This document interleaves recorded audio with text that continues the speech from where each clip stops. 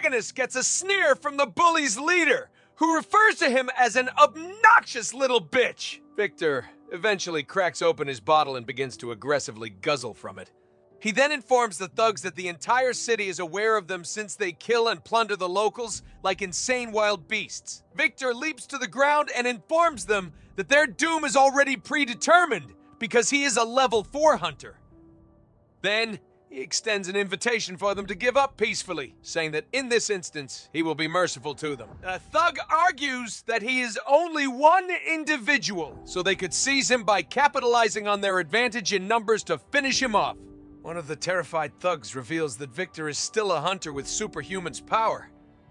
Victor illuminates his hand with flames and asks the bullies what kind of cheap clothing they're sporting, indicating that they use all the money they stole to purchase dark crystals from the black market.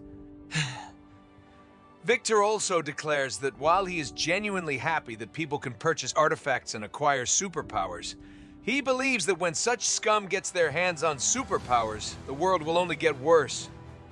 The goon tells Victor that a hunter who makes such grandiose speeches sounds like a complete moron. He points out that hunters murder far more people in search of dark crystals than they can denounce them for using such words. The thug then transforms into a metal monster and informs Victor that if he desired to take their powers, he should have informed them. The metal monster then finishes transforming into a massive metal monster while expressing to Victor that his superpowers are not cheap. Thanks to illegal products on the black market, not even missile can penetrate his skin, so Victor's puny little blue light is no match for them. Victor calmly stares at the enormous metal thug and urges him to attack first. The monster becomes furious and tells Victor to shut up and die, but not before unleashing a powerful blow with his metal fist.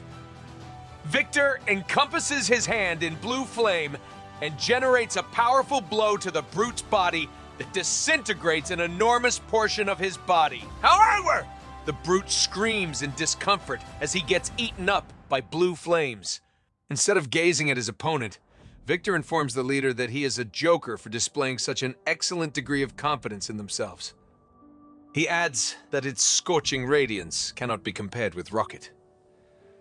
With those words, he turns to face the remaining thugs and indicates that it is now time to pay with their lives. The thugs gaze at Victor in dread, finding it extremely difficult to get over their severe fear that keeps them from fleeing right away. Victor then takes another couple of steps closer to them, at which point they begin sprinting away while beseeching for forgiveness. But Victor ignores their cries and passes between them, lighting his palm on fire with a blue flame. In a matter of seconds, all that's left of the gang of criminals is a heap of blackened, smoking bones. Victor moves towards the remnants and, after a brief search, discovers the remaining pieces of dark crystals. He meticulously counts them and discovers that he has a total of 17 pieces, grudgingly noting that he still needs to obtain 3 more pieces this month. After some time, Anna slowly awakens and considers how extremely lightheaded she feels. She then glances around, acknowledging to herself that she has no clue where she is at the moment. With her eyes completely open, she discovers that a metal cuff is fastened to her left hand. As she observes Victor from the couch, she assumes in her mind that he has dragged her here to rape her, kill her, and dispose of her body. When the dreadful idea that he might have used her body while she was asleep strikes, she resolves to investigate. She attempts to quietly examine himself without drawing too much attention to herself, following ensuring that everything regarding her body is in order. She exhales in comfort, which somewhat reduces her watchfulness.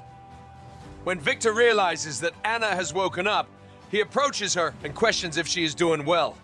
This leads to Anna screaming angrily before she collapses into the sofa, offering to negotiate and saying that she is willing to reimburse him if he needs money as long as he does not rape her. Victor informed Anna that she shouldn't worry, adding that if she gets injured in the process, he won't be held accountable for it. She then tells Victor that she will obey him. Victor stealthily approaches Anna, pleading with him not to injure her. Victor places a unique collar around her neck. As soon as Anna hears the collar click, a dull metallic sound occurs, and she wonders what Victor planned to do with her. She turns to Victor and says, "This is not what I thought." The main character responds that this is required that she doesn't flee. Anna then decides to touch the collar in an attempt to understand. But Victor has snapped on her neck. Victor realized Anna's intention too late and only manages to shout to her not to touch it. However, Anna does not have time to react to his words, and her body is struck by a storm of electric shock. Victor makes the decision to resume drinking and warns Anna not to attempt to eliminate it, since anyone who touches it except for him will get an extremely strong electric shock. If Anna flees the apartment, she will die from the electric shock. Stick around for the next chapter.